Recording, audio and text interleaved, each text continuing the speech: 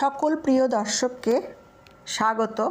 আজকে আমার কবিতা আমি সেই মেয়ে। আমি সেই মেয়ে যার জন্মের সময় সারা পাড়া শঙ্খধ্বনিতে মেতে উঠেছিল। আমি সেই মেয়ে যার জন্মের পর তার নাম রাখা নিয়ে দ্বন্দ্ব বেঁধেছিল মাসি পিসির মধ্যে।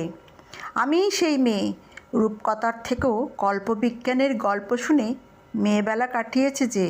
আমি সেই মেয়ে যে কেবল বাবার কাছে পড়ি নয়, তার বন্ধুদের কাছে সে ছিল রাজকন্যা। আমি সেই মেয়ে যার বাইরে রূপের থেকে অনেক বেশি চর্চা হতো তার বুদ্ধি আর পারদর্শিতার। আমি সেই মেয়ে প্রগতির প্রতিভা যাকে চিরন্তন তরুণ করে তুলেছিল। আমি সেই মেয়ে যে তার জীবনের সব স্বপ্নকে বাস্তবায়িত করার ক্ষমতা রাখে।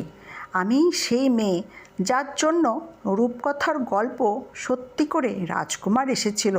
হ্যাঁ, আমি সেই মেয়ে যার ধর্ষণ হয়েছিল তারই ফুলশয্যার বিছানায়।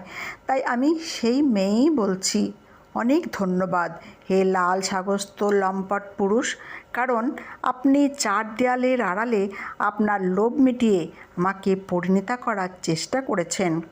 আবারও বলছি, আমি সেই মেয়ে যাকে আপনি বৃষ্টিতে ভিজতে দেখেছেন কিন্তু আগুন হয়ে ধ্বংসলীলায় মারতে দেখেননি। আমি সেই মেয়ে যে হাঁটতে শেখেনি, থামতেও শেখেনি।